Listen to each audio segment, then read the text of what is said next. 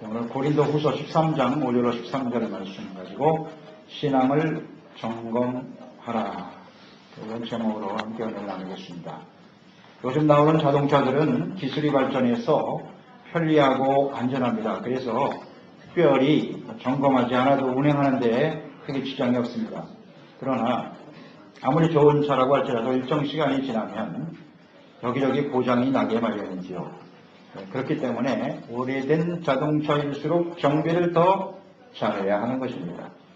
그러니까 자동차를 구입한 지 4년이 지나면 이때 우배에 가서 차량 점검을 반드시 받아야 되고 그 점검표를 차량에 부착해야만 합니다. 이 점검표를 부착하지 않으면 물타를 물게 되죠. 처음 몇 년간은 한 2년에 한 번씩 점검을 받지만은 차량이 노후되면, 시간이 오래 지나면 1년에 한 번, 특히 디젤 차량들은 6개월에 한 번씩 계속해서 점검을 받도록 되어 있습니다. 우리 신앙도 마찬가지입니다. 신앙생활이 오래되었다고 해서 다 건강한 것이 아닙니다. 맨 처음 우리가 예수를 믿을 때 기도도 열심히 하고 예배도 열심히 드리고 주님을 위해서 봉사하고 헌신하는 일 기쁘고 즐거운 마음으로 헌신했었습니다. 그러나 세월이 지나서 10년이 지나고 20년이 지나면 점점 우리의 열정이 식어져가고 우리의 신앙생활이 아주 지극히 형식적이고 혹은 율법적인 신앙이 되어버리기가 쉽습니다. 그래서 신앙의 연륜이 오래될수록 우리는 자기 자신의 신앙을 철저하게 점검해야 합니다. 차량 점검뿐만이 아니라 이 차량 점검이 자기 자신의 생명을 지키는 것이고 더 나아가서 다른 사람의 생명을 지켜주는 일입니다. 그러니까 우리의 신앙이 오래될수록 우리의 신앙을 잘 점검함으로써 자기 자신에게 주어진 영적 생명을 잘 유지하고 내가 잘못되면 다른 사람도 죽일 수 있어요. 다른 사람의 생명도 소중하기 때문에 우리 자신의 신앙을 잘 점검해야만 하는 것입니다. 오늘 본문 말씀은 사도 바울이 고린도 교회 성도들에게 마지막으로 권면하는 말씀입니다. 우리는 지금 계속해서 고린도전서 후서를 계속 말씀을 묵상해 왔는데요. 오늘 고린도전서 마지막 시간이죠. 오늘 5절 말씀에 보면 너희는 믿음 안에 있는가 너희를 시험하고 너희 자신을 확증하라 말씀하고 있습니다. 여기서 시험하다라고 하는 말의 원어의 의미는 자세히 조사한다는 뜻입니다. 확증하라고 하는 말의 의미는 가치 있게 여기는 것, 진짜라고 인정하는 것, 이런 의미를 가지고 있어요. 그래서 이 두 말은 모두 다 명령법 현재형입니다. 자, 이 말의 의미는 그런 거죠. 너 자신을 시험하고 너희 자신을 확증하라 라고 하는 말은 현재, 지금입니다. 언제나 지금 너희가 가지고 있는 믿음이 진짜인지 가짜인지 쓸모 있는 것인지 아니면 쓸모 없는 것인지 지금 현재 항상 자기 자신을 믿음을 점검해 보라는 뜻이겠지요. 참된 믿음이 되도록 하라고 유지하라고 주님께서 말씀하고 있는 것입니다. 아니 명령이죠. 명령입니다. 반드시 우리는 순종해야 하는 것이죠. 그래서 자기 자신을 잘 살펴봐서 우리의 믿음이 잘못된 곳이 있다면 그걸 바로 잡아야죠. 바로 잡아서 온전한 믿음으로 회복되어지는 그러니까 우리의 믿음, 본래의 믿음의 가치가 상실되지 않도록 해야 한다는 말씀인 것입니다. 우리는 지금 2014년 한 해를 마감하는 송년 주일 예배를 드리고 있죠. 한 해 동안 우리의 믿음이 어떠한지를 잘 점검해 보아야 할 것입니다. 또 지금까지 우리의 신앙의 시간들을, 신앙의 연륜들을 한번 잘 좀 돌이켜보고 우리의 신앙이 올바른지 그렇지 않은지 점검하는 시간이 되어야 할 것입니다. 이것을 올바로 점검해야 나 자신뿐만 아니라 모든 사람들의 생명을 지켜주고 주님께서 주시는 은혜와 축복을 온전히 누리며 살아가게 되는 것이죠. 무엇을 점검해야 합니까? 첫째는 믿음 안에 있는지 점검하라 그랬습니다. 5절 말씀에 너희는 믿음 안에 있는가 너희 자신을 시험하고 너희 자신을 확증하라 그랬습니다. 예수 그리스도께서 너희 안에 계신 줄을 너희가 스스로 알지 못하느냐? 그렇지 않으면 너희는 버림받은 자니라 이렇게 되어 있습니다. 믿음 안에 있는지 포지셔닝이죠. 우리가 어디에 있는지 우리 위치가 어디에 있는지를 잘 점검하고 확인하라는 것입니다. 우리 그리스도인들은 믿음으로 말미암아 구원받은 사람들이죠. 하나님이 보내신 하나님의 아들 예수 그리스도께서 우리의 죄를 위해 십자가에 죽으시고 부활하심으로써 그 예수 그리스도 구속의 은혜를 믿음으로 우리는 구원을 받았고, 믿음 이후에는, 구원받은 이후에는 어떻게 되었습니까? 하나님의 말씀을 듣고 그 말씀을 믿음으로 순종하는 삶을 살아가게 되는 것이죠. 그리스도인들에게 있어서 믿음은 매우 중요하고 본질적인 문제죠. 우리가 올 한 해 구원을 온전히 이루라 라는 말씀을 하나님께서 우리에게 주시고 그 붙들고 살아왔는데요. 구원이 믿음으로 이루어지는 것처럼 우리의 구원이 온전히 이루어지는 과정 또한 믿음입니다. 우리가 믿음 안에서 살아갔느냐 하는 것이 우리의 구원을 온전히 이루며 살아왔느냐라는 말과 같은 것입니다. 자, 우리는 믿음 안에 살아왔나요? 지금 내가 믿음 안에 있는가요? 이걸 점검해 봐야겠죠? 그럼 믿음 안에 있다라고 하는 것은 무엇을 의미하는 것입니까? 세 가지로 정리해 볼게요. 첫째, 믿음 안에 있는가? 즉 하나님의 말씀을 계속해서 듣고 묵상하고 있는가? 이것을 점검해 보면 됩니다. 믿음과 하나님의 말씀은 밀접한 관계를 가지고 있어요. 로마서 10장 17절, 그러므로 믿음은 들음에서 나며 들음은 그리스도의 하나님의 말씀으로 말미암느니라. 우리의 믿음은 하나님의 말씀을 들음으로 시작되는 겁니다. 즉 말씀을 듣지 않는다고 하는 것은 믿음이 없다는 거예요. 믿음 안에 있다는 말씀은 하나님의 말씀 안에서 살아간다는 의미입니다. 우리의 믿음은 자기 자신의 능력이나 무슨 경험이나 자신의 생각을 믿는 것이 아닙니다. 하나님의 말씀을 믿는 것입니다. 아멘. 믿음이 없는 사람은 아무도 없어요. 나름대로 믿음을 가지고 산다고요. 그런데 그 믿음이 어디에 기초하고 있느냐 하는 거예요. 하나님의 말씀을 믿는 거냐, 자신의 능력을 믿고 살아가는 거냐. 간단한 문제입니다. 믿음 안에 있다는 것은 하나님의 말씀 안에 있는 거예요. 그러니까 하나님의 말씀을 계속 듣고 그 말씀을 묵상하고 그 말씀을 가까이 하는 사람이 믿음 안에 있는 사람입니다. 만약 우리가 하나님의 말씀을 가까이 하지 않았다면 우리의 위치는 믿음 안에 있는 것이 아닙니다. 두 번째, 믿음 안에 있다는 것은 무엇으로 점검할 수 있느냐? 우리가 시련과 어려움을 당할 때 우리는 어떻게 반응하느냐 하는 것으로 알 수 있어요. 하나님께서는 우리의 믿음을 테스트하시기를 원하십니다. 우리의 믿음을 끊임없이 점검하시는데요. 주님께서 우리의 믿음을 테스트하시는 방법이 뭐냐? 시련과 고난입니다. 시련과 환난을 지날 때 우리가 진정 믿음을 가지고 있는지 아닌지를 알 수 있어요. 다시 말하면 우리의 삶 속에 다가오는 시련과 고난, 이것이 우리를 믿음 안에 있는지 믿음 밖에 있는지를 깨우쳐 주는 것입니다. 야고보서 1장 2절 4절에 말씀하셨죠. 내 형제들아, 너희가 여러 가지 시험을 만나거든 온전히 기쁘게 여겨라. 이는 너희의 믿음의 시련이 인내를 만들어내는 줄 너희가 압니다. 인내를 온전히 이루라. 이는 너희가 온전하고 그게 조금도 부족함이 없게 하려 하심이니라. 아멘. 여러분, 시련과 어려움이 다가올 때 어떤 반응을 보이고 계시나요? 온전히 기뻐하고 즐거워하시나요? 아니면 근심 걱정 염려하고 원망 불평하고 있나요? 두려워하고 불안해하고 있습니까? 그런 사람은 믿음 안에 있는 사람이 아니에요. 믿음 안에 있는 사람은 시련과 어려움이 다가올 때 오히려 기뻐하지요. 왜냐하면 이 일로 인해서 하나님께서 우리를 온전케 하시기 때문이다 하는 이 주님의 뜻을 확실히 알고 있기 때문이에요. 잘 생각해 보세요. 모든 것이 합력하여 선을 이루시는 하나님을 알기 때문에 하나님은 이 일을 통해서 반드시 선한 일을 만들어내실 것이다 확신이 있기 때문에 두려워하거나 염려하지 않습니다.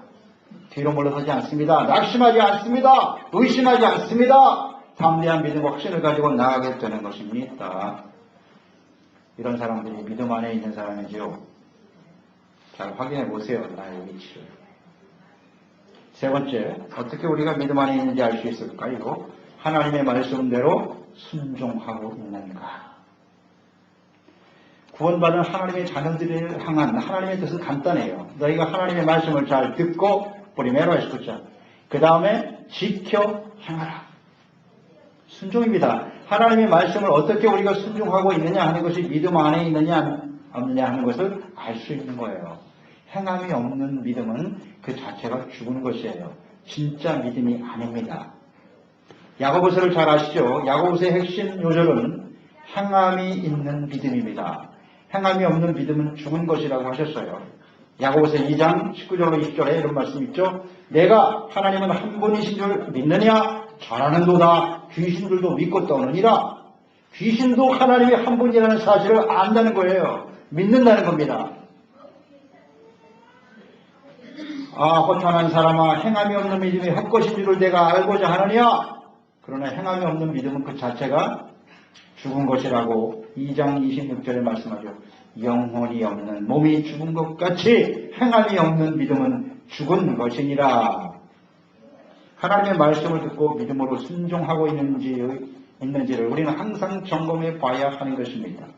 자, 우리가 하나님의 말씀을 끊임없이 듣고 있는데 하나님의 말씀을 듣고 그냥 이것이 지식으로 끝나버리면 그것은 믿음 안에 거하는 사람이 아니에요. 믿음은 반드시 순종으로 나타나야 합니다. 행함이 없는 믿음은 아무것도 아니에요. 그건 가짜예요. 가짜. 근데 그걸 진짜인 것처럼 믿고 있다고요. 짝퉁이에요. 그런 믿음은요.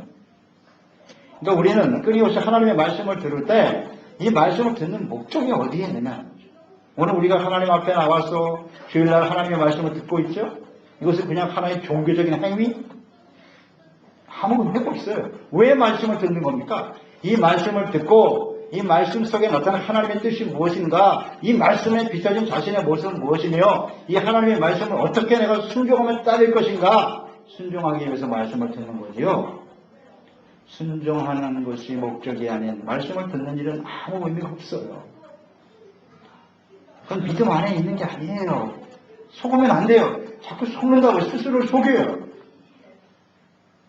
믿음, 진정한 믿음 안에 있는 사람은 말씀을 지켜서 순종하는 거예요. 이 순종하지 못하는 것 때문에 막 안타까워하고 주여 내가 주님의 말씀을 따르기를 원합니다. 사모하는 사람, 그런 사람이 믿음 안에 있는 사람 아니겠습니까? 여러분, 천지 만물을 창조하신 하나님을 믿으십니까? 전능하신 하나님을 믿으시나요? 그렇다면 왜 우리에게 다가오는 그 조그만 일들 때문에 두려워하고 염려하고 걱정하십니까? 그건 믿음 안에 있는 것이 아니잖아요. 담대함으로 나가야죠. 여러분, 하나님은 신실하신 하나님이심을 믿으십니까? 그 약속하신 바를 반드시 이루시는 하나님을 믿으시나요? 근데 왜 의심하나요? 그 하나님의 신실함을 왜 믿지 못합니까? 이게 우리가 믿음 안에 있지 않아요. 믿음 안에 있지 않습니다. 이걸 좀 잘 생각해봐요. 자, 하나님은 공의의 하나님이신 걸 믿으십니까? 사랑의 하나님이시기도 하죠. 그러나 하나님은 공의로우신 분이에요. 죄에 대해서는 철저하게 하나님이 심판하십니다. 죄를 싫어하세요. 하나님은 미워하십니다. 그 하나님, 공의의 하나님을 아는데 어찌 우리가 함부로 죄를 짓고 그것을 회개하지 않는단 말입니까? 그건 하나님을 온전히 믿는 게 아니에요. 하나님을 아는 사람, 공의의 하나님을 아는 사람은 철저히 하나님 앞에 죄를 깨닫고 회개하고 돌이키게 돼요. 하나님을 두려워합니다. 그러나 우리의 죄를 자백하고 회개하면 언제든지 또 용서해 주시는 그 하나님을 잘 알지요. 그러니까 자연스럽게 의와 거룩한 삶으로 나타나게 되겠지요. 이런 사람들이 바로 믿음 안에 있는 사람들입니다. 담대한 확신을 가지고 인생을 살게 된다는 거예요. 이런 사람이 믿음 안에 있는 사람이죠. 대표적인 믿음의 사람을 들어보시오. 여러 가지가 있겠지만 다윗을 생각해 보자고요. 이스라엘 백성들, 사울, 정신 나간 사울이죠. 교만하고 하나님의 나라와 뜻을 이루기보다는 오직 자신의 나라와 뜻을 위해서 자기의 만족과 영광을 위해 살던 사람 사울.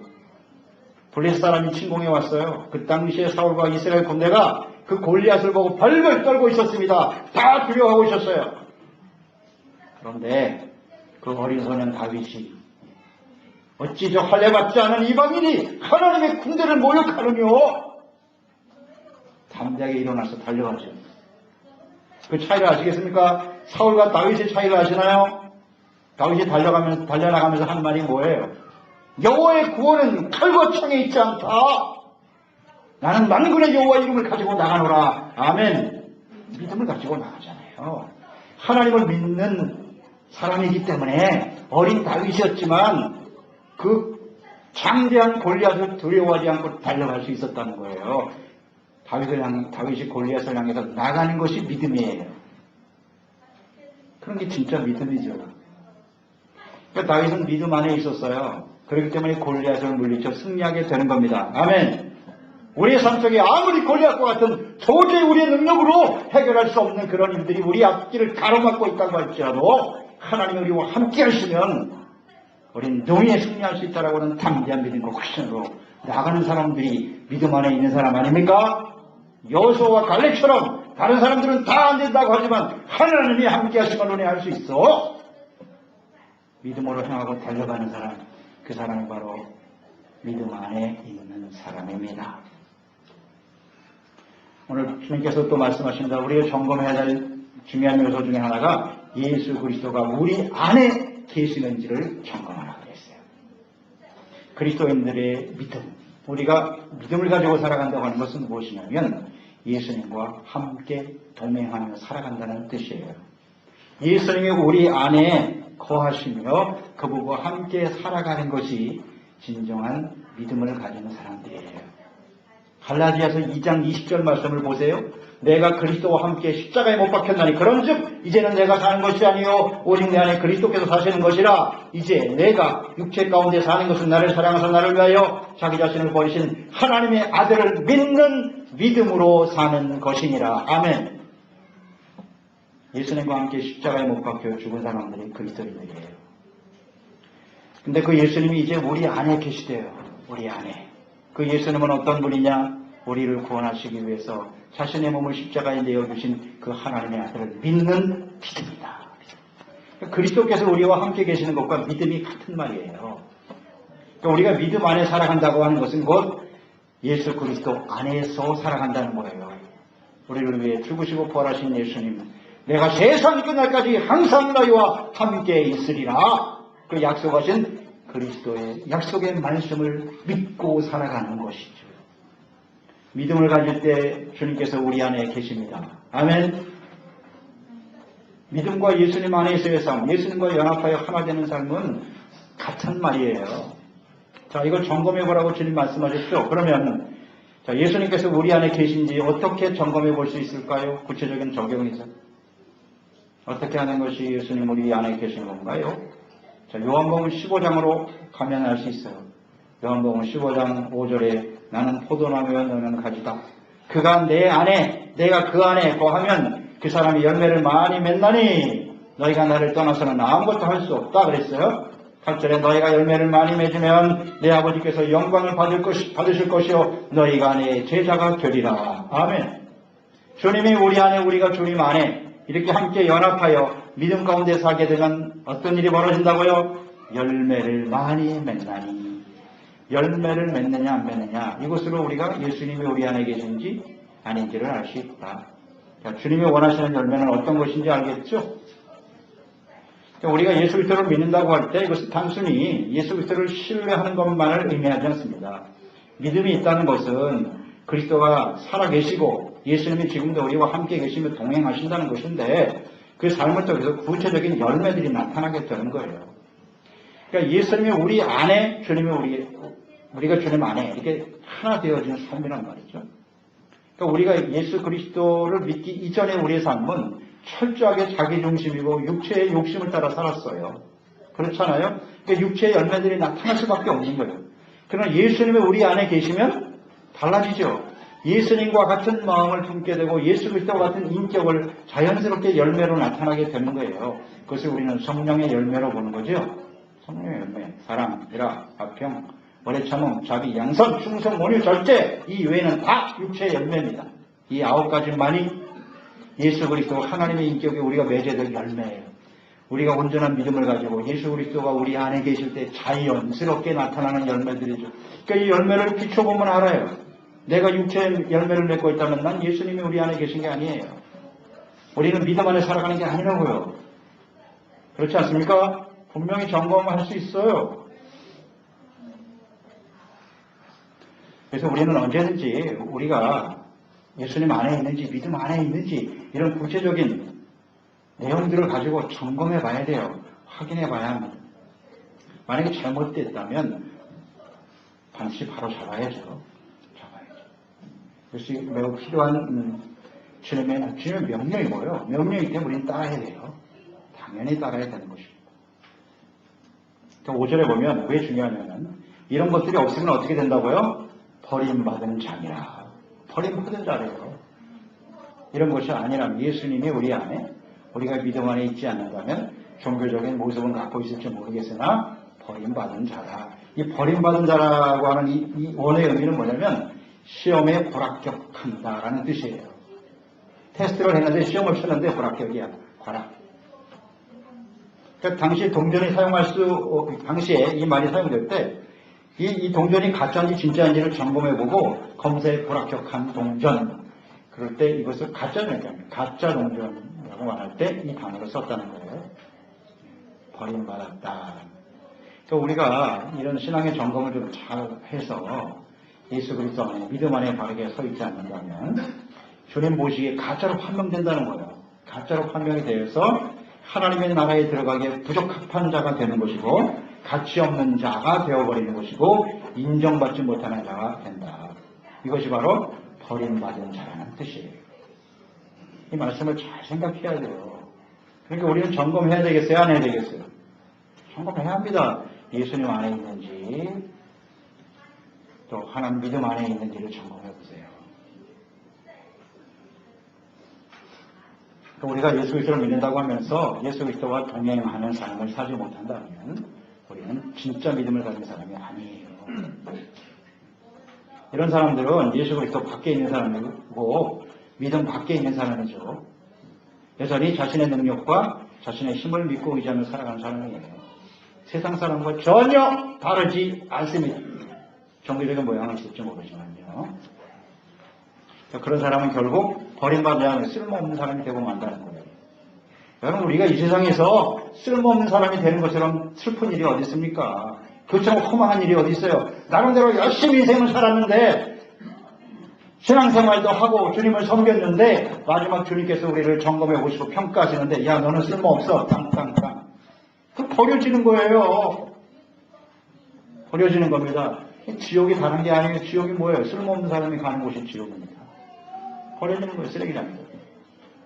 우리가 이렇게 될 수는 없지 않습니까? 생명을 잃는 일이라고요. 그렇기 때문에 우리 자신을 좀 살피는 사람들이 되어야 할 것입니다. 그러니까 평소에 점검을 잘 해봐야 돼요. 이 마지막 이 고린도후서 이 마지막 결론 부분을 깊이 생각해야 될 거예요. 그러니까 예수 그리스도와 함께 그분의 뜻에 순종하며 살아가는 것이 믿음 안에 있는 것이고 우리 안에 계시는 예수 그리스도를 통해서 그 주님을 닮아가고 주님을 배우고자 하는 간절한 열망 또 그런 성령의 열매들 이런 빛의 열매들이 우리 가운데 풍성히 맺어지는 사람 그 사람이 참된 믿음의 사람입니다. 믿음 안에 있는 사람이죠. 자, 두 번째는 이렇게 묵상을 해보죠. 믿음과 그리스도 안에 있는 사람들은 그럼 어떤 열매를 맺어야 하는가 이렇게 적용을 해보면 될 것 같아요. 두 번째는 선한 일을 위해서 힘쓰고 있는가를 점검하라. 선한 일. 7절 말씀 보세요. 우리가 하나님께서 너희로 악을 조금도 행하지 않게 하시기를 구하노라. 이는 우리가 옳은 자임을 나타내고자 함이 아니다. 오직 우리는 버림받은 자 같을지라도 너희는 선을 행하게 하고자 합니다. 선을 행하는 선을 이루어가는 사람들이 될 수 있도록 위해서 자신들은 헌신하고 있다는 거죠. 사도 바울 그의 헌신을 통해서 세워진 교회가 고린도 교회 아닙니까? 이 사도 바울은 고린도 교회 성도들에게 악을 행한 적이 없습니다. 선을 행했습니다. 또 이 어떻게 해서든지 고린도 교회 성도들이 악을 버리고 선을 행하기를 간절히 원하고 있어요. 사도 바울에 의해서 세워진 교회인데 그 성도들이 사도 바울을 비방하고 있습니다. 거짓 사도들에게 속아서 거짓 교사들에게 속아서 바울이 가르쳐준 복음의 말씀도 인정하지 않으려고 하고 서로 갈등하고 분열하고 바울조차도 비방하는 그래서 주님의 교회로서의 정체성마저 상실하는 그런 위기에 놓여 있었단 말이에요. 선을 행한 사도 바울을 악하다고 말하고 있단 말이에요. 심각한 문제죠. 그래서 이것을 바로잡기 위해서 고린도전 후서 편지를 써서 보낸 것이고 이제 세 번째 방문하려고 준비하고 있다는 것이죠. 편지를 통해서 강하게 책망을 하기도 했습니다만 상대방을 이렇게 성도들을 책망하는 것은 사도 바울이 의로운 자라고 자랑하기 위해서 하는 것이 아니고 내가 당신들보다 의롭기 때문에 이런 말을 하는 게 아닙니다. 다만 우리가 이 말씀을 통해서 우리의 잘못을 돌이키고 깨달아서 선을 행하는 일에 힘쓰는 사람이 되기를 원합니다. 자기보다는 다른 사람들이 하나님 앞에서 바로 온전한 모습으로 성장할 수 있도록 헌신하는 것, 내가 이것이 정말 올바른 신앙을 가진 사람이고 하나님이 기뻐하는 믿음의 사람이라는 걸 생각합니다. 이 선을 행한다라고 했는데 선이라고 하는 뜻이 무엇이며 무엇이 선입니까? 미가서 6장 8절이죠. 사람아 주께서 선한 것이 무엇임을 내게 보이셨나니 여호와께서 내게 구하시는 것은 오직 정의를 행하며 인자를 사랑하고 겸손하게 내 하나님과 함께 행하는 것이 선이다 그랬어요. 공의입니다. 의를 행하는 것이 선입니다. 인자를 사랑하라. 사람들을 불쌍히 여길 줄 아는 거예요. 긍휼히 여길 줄 아는 것이 선입니다. 하나님 앞에서 겸손해지는 겁니다. 겸손히 하나님의 뜻을 따라 살아가는 것이 선이죠. 자신을 비방하고 거짓 교사들의 가르침을 따르고 있는 성도들을 이 사도 바울은 끝까지 선으로 대했습니다. 선으로 대했어요. 오래 참았어요.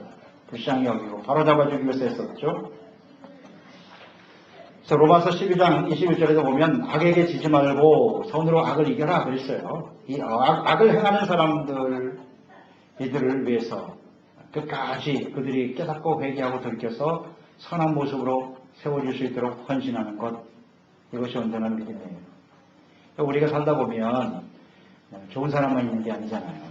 우리에게 상처를 주고 고통 주고 힘들게 하는 사람 많아요. 악을 행하는 사람 많죠. 우리의 따귀를 때리고 말이죠. 따귀를 맞는다는 거 이거 완전히 모욕을 당한 거거든요. 모욕, 멸시를 당한단 말이죠. 그런 사람들 만날 때 우리는 어떻게 해야 된다? 같이 때려줘라? 아닙니다. 그런 악한 자들을 어떻게 하라고요? 손으로 대하라잖아요. 악을 악으로 갚는 것은 우리 신앙이 지금 잘못되어 있는 거예요. 손으로 대하라는 거예요. 그걸 손으로 대하는 게 올바른 신앙이다. 그러니까 우리의 삶에 하나님께서 우리를 모욕하고 멸시하고 자존심 상하게 만들고 손해보게 만들고 이런 사람들을 만나게 하시는 이유가 뭐냐? 그게 바로 우리의 믿음을 테스트 하시는 거예요. 점검하시는 겁니다. 그런 사람들을 만날 때 너는 어떻게 행하니? 어떻게 반응하지? 여전히 악을 품고 당신이 나한테 그랬어? 두고 보자. 이건 우리의 믿음이 잘못되어 있는 거예요. 손으로 악을 이기라잖아요. 그걸 위해서 지금 사도 바울이 힘쓰고 있다는 거예요. 이게 진정한 믿음이죠. 이것을 우리를 통해서 잘 점검해 보시기를 바랍니다. 손으로 악을 이기고 있나요? 세 번째는 이런 걸 점검해 보는 거예요. 진리를 따르고 있는가? 더 나아가서 사람들을 온전케 하기 위해서 힘쓰고 있는가? 그래서 점검해 보라고 말씀하네요. 8절로 9절 말씀 보세요. 우리는 진리를 거슬러 아무것도 할 수 없고 오직 진리를 위할 뿐이니 우리가 약할 때 너희가 강것을 기뻐하고 또 이것을 위하여 구하니 곧 너희가 온전하게 되는 것이다. 이걸 점검해 봐야 돼요. 우리가 진리를 따르고 있는지를 점검해 봐야 합니다. 그러니까 진리를 거스른다라고 하는 것은 진리를 거역하는 거 반대하는 것인데, 자, 우리가 진리를 따르고 있는 거를 생각해 보세요. 진리란 무엇입니까? 대답해 보세요. 무엇이 진리입니까? 요한복음 14장 6절 예수님 말씀하시죠. 내가 길이요 진리요 생명이니 나로 말미암지 그는 아버지께로 올 자가 없다. 예수님이 진리십니다. 아멘. 두 번째 진리는 무엇입니까? 요한복음 14장 17절 성령을 가리켜 말씀하시기를 내가 너에게 또 다른 보혜사를 보내주실 것인데 그 성령 보혜사는 진리의 영이다. 성령이 진리십니다. 그 다음 진리는 무엇입니까? 요 1717 요한복음 17장 17절에 말씀합니다. 그들을 진리로 거룩하게 하옵소서. 아버지의 말씀은 진리이다. 아멘. 하나님의 말씀이 진리입니다. 하나님의 말씀은 곧 하나님이십니다. 따라서 성부, 성자, 성령 삼위일체 하나님이 진리라는 것을 믿어야 돼요. 이 진리를 부정하면 그건 다 가짜예요. 요즘에 일어나는 모든 이단들 보세요. 이 삼위일체를 부정합니다. 그리고 삼위일체라는 말이 성경에 어디 있냐고 이런 무지몽매한 말을 하죠. 진리는 하나님이요 그 말씀이요 성령이요 예수 그리스도입니다. 그게 진리라고 믿는 거예요. 그 외에 다른 진리는 없어요. 이 진리를 따른다라고 하는 것은 이렇게 하나님의 말씀을 진리로 믿고 순종하는 거예요. 성령님의 인도하심을 받는 삶을 살아가는 거예요. 늘 성령의 충만함과 성령의 인도하심을 따라 사모하고 살아가는 사람들이에요. 예수 그리스도가 삶의 중심인 사람이에요. 그런 사람이 진리를 따르는 거죠. 그러니까 우리가 진리를 따르고 있는지 이것을 잘 점검해 보시길 바랍니다. 이 진리를 거스르면 멸망의 길을 갈 수밖에 없다고 주님께서 말씀해 주고 있어요. 우리는 이 진리를 삼위일체 하나님의 말씀을 하나님 삼위일체 하나님을 잘 섬기고 따르고 있는 일을 날마다 점검하시기 바랍니다. 그러니까 예수 그리스도가 우리의 삶의 주인이시잖아요. 하나님 우리의 왕이시고 우리는 종된 모습으로 겸손한 자세로 하나님의 말씀에 주님의 말씀에 귀를 기울이고 순종하고 있는 일을 잘 살펴보면 될 것입니다. 진리는 그 자체로서 온전한 것이기 때문에 우리가 진리 위에 굳게 설 때 진리 또한 그 진리가 우리를 온전케 해주는 거예요. 그것만이 우리를 온전하게 해줄 수 있어요.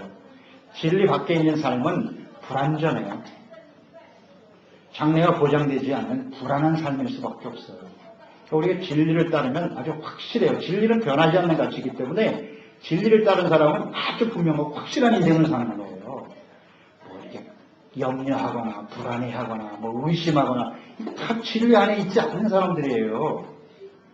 모든 삶은 하나님의 말씀으로 다 돼요. 말씀을 붙들고 따르면 그 말씀대로 하나님이 다 이루어 주세요. 그러니까 확실한 인생을 살죠. 아주 분명한 인생입니다. 진리를 따르는 사람은요.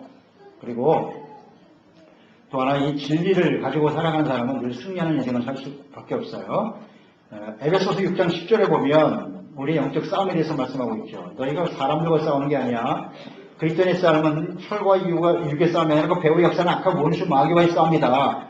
이 마귀와 싸우기 위해서 어떻게 해야 된다? 하나님의 전신갑주를 입어라. 그 첫째가 뭐예요? 진리의 허리띠. 진리의 허리띠. 예수 그리스도가 진리고 하나님 말씀이 진리고 성령과 하나님의 진리라는 사실을 굳건하게 믿을 때 우리는 악한 원수 마귀와의 싸움에서 승리할 수 있습니다. 진리를 따르는 사람은 승리합니다. 그런 진리를 따르지 않는 사람은 이 싸움에서 절대로 이길 수가 없나이다. 간단해요. 우리 그리스도인의 삶은 영적 싸움이에요. 이걸 인식하지 못하고 사는 사람들이 너무나 많아서 참 마음이 안타깝습니다. 영적 싸움이에요. 예외가 없어요. 구경꾼 절대 없어요. 모두 다 우리는 이 영적 싸움의 현장에 나와 있는 거예요. 둘 중에 하나예요. 승리자냐 패배자. 이기는 자는 하나님 앞에 서는 거예요. 그래서 진리를 바르게 알고 따르는 것이 매우 중요해요. 그러니까 이것을 연관해서 결론을 지어보세요. 우리가 이 영적 싸움에서 날마다 실패자가 되었다. 맨날 패배자가 되면 낙심, 절망, 근심, 걱정, 염려, 불안, 늘 죄악 가운데 방황하며 살아가는 거예요. 그 사람은 실패한 사람이에요. 그러니까 내가 진리에 속하느냐 아니냐 뭘 보면 알아요? 내가 승리자냐 패배자냐. 그걸 보면 알겠죠. 진리를 따르고 있는가 아닌가. 간단해요. 그리고 너희가 온전하게 되는 것이다 그랬거든요. 그러니까 자기 자신의 유익과 만족을 위해서 살고 있는지 아니면 너희가 자냐. 이 사도 바울이 이렇게 헌신하고 충성하는 이유가 뭐냐. 자기 자신이 영광을 얻고 뭐 사람들에게 칭찬 그런 게 아니에요. 사도 바울의 가장 중요한 목적은 성도들이 온전하게 되는 거예요. 그들을 어떻게 하면 바르게 양육하고 온전한 모습으로 세워갈 것인가. 즉 이기적인 삶이 아니라 이타적인 삶을 살아가고 있는가. 이것이 신앙을 점검해보는 아주 중요한 포인트라고요. 내가 주님을 섬기며 살아가는 나의 삶이 지극히 자기중심적이냐 아니면 다른 사람들이 나를 통해서 예수님을 알고 온전한 모습으로 성장하고 온전케 되는 일에 초점 두고 있는지 보면 알잖아요. 간단하죠.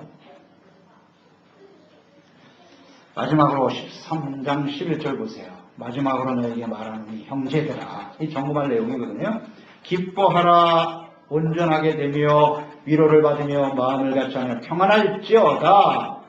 또 사랑과 평강이 하나님이 너희와 함께 계시리라. 이렇게 말씀하고 있죠. 마지막으로 그래서 끝으로 점검해야 될 사항이 있다. 그러니까 온전한 믿음의 성도들이 점검해야 될 것이 있는데 자, 오늘 이 말씀은 전부 명령형이라는 걸 주목하시기 바랍니다. 명령입니다. 다시 말해서 지금 이 11절에 있는 명령의 말씀을 내가 순종하고 있느냐 아니냐를 점검해 보라는 거예요. 자, 기뻐하라. 떼네드 고소. 그래서 떼네드예요. 명령이에요. 기뻐하라. 너 기뻐하고 있니? 내가 원하는 일이 뭐 잘 되는 일 때만 기뻐하라는 게 아니잖아요. 어떠한 상황이 다가와도 우리는 항상 기뻐하고 있나? 이걸로 점검해 보라는 거예요. 만약 그렇지 못하다면 우리가 지금 잘못되어 있는 거죠. 우리의 기쁨이 어디에 기초하고 있는가를 잘 생각해 보시기 바랍니다. 또 하나, 온전하게 되며 perfeccionaos, 또 perfect하게 되고 있는지, 이 말의 의미는 바로잡는 거예요. 잘못된 걸 바로잡고 온전한 모습으로 회복되어져 가는 것이 있죠. 회복하는 거예요. 개혁이란 말도 돼요. 개혁, 잘못된 거 완전히 바로잡는 거예요. 고치는 겁니다. 온전하게 되며. 그 다음 위로를 받으며 그랬어요. consolar. 위로받는다는 거죠. 서로를 사랑하고 돌보고 서로를 통해서 위안과 도움을 받도록 하는 것. 이것이 바로 주님께서 말씀하시는 우리가 점검해야 될 가장 중요한 요소예요. 서로를 위로하고 있나, 위로받고 있나, 이런 것들이고. 그 다음에 마음을 같이 하여 sed de un mismo sentir. 이것도 써야 돼요. 명령이에요. 너희가 같은 마음을 가지고 있니? 우리가 마음을 같이 할 수가 없잖아요. 서로 마음이 다 다르지 않습니까? 이 다른 마음이 어떻게 하나가 될 수 있을까요? 하나 될 수 있는 방법은 en Cristo, en amor. 주님의 사랑 안에서만 하나 될 수 있어요. 주님 안에서만 하나 될 수 있어요. 그 다음에 en la palabra. 말씀 안에서만 하나 될 수 있어요. 하나님의 사명이 같아야 돼요. 이런 게 우리의 마음을 같이 하게 하는 거예요. 예수님이 중심이 되고 하나님이 중심이 될 때만이 우리는 같은 마음을 품게 되는 것입니다. 아멘. 그 다음에 마지막 뭐예요? 평안할지어다. 비빗 앤 빠스. 비빗 명령이에요. 평안 안에서 살아가라는 거예요. 어떻게 우리는 평안 안에서 살 수 있어요? 화평케 하는 자가 되는 거죠. 화평케 하는 사람은 상대방을 정죄하고 비난하는 사람이 아니라 불쌍히 여기는 거죠. 용납하고 불쌍히하고 용서하는 사람이 화평을 누리고 사는 사람이에요.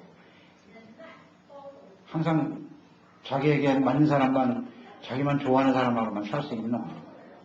그렇지 않은 일들이 훨씬 더 많아요. 근심, 걱정, 염려를 주는 일들이 훨씬 더 많고. 그런데 어떻게 해야 되느냐? 엔파스. 평안 안에서 살아야 돼요. 이 평안이라는 건 어디서 오는 것이다? 하나님과 올바른 관계 속에서 오는 거예요. 예수님 우리에게 평안을 주기 위해서 이 땅에 오신 거예요.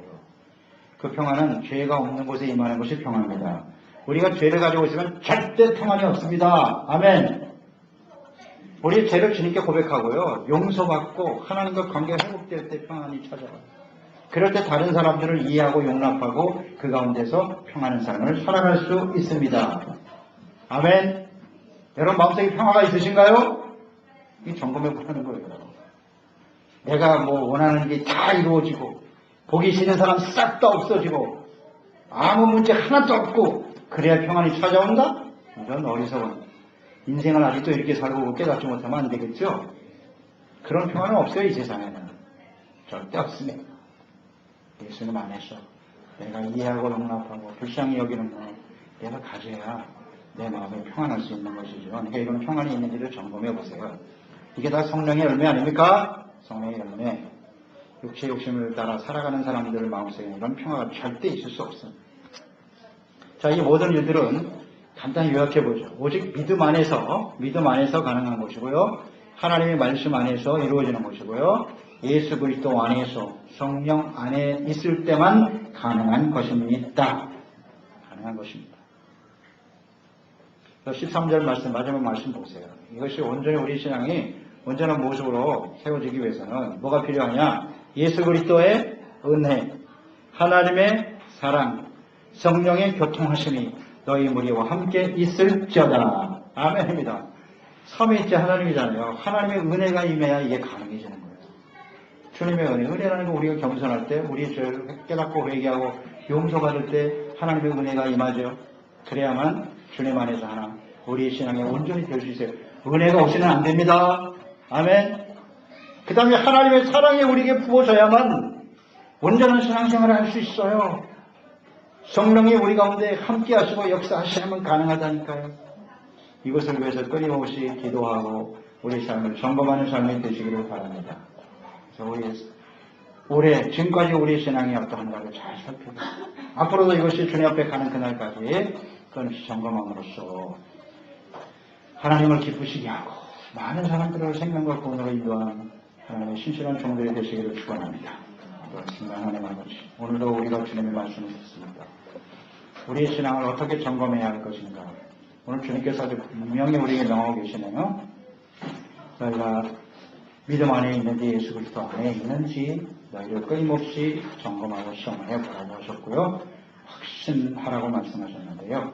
우리의 믿음이 진짜인지 가짜인지, 쓸모없는 가치 있는 인생의 믿음인지, 정말 하나님이 기뻐하시는 가치 있는 믿음인지를 잘 살피게 도와주시고 점검해 보아서 우리의 하나님이 주신 우리에게 주신 생명을 잘 지켜가게 하시고, 우리를 통해서 수많은 사람들이 예수 그리스도 안에서 생명을 얻어가는 일에 신받는 우리의 삶이 되게 하시옵소서. 예수님의 이름으로 기도드려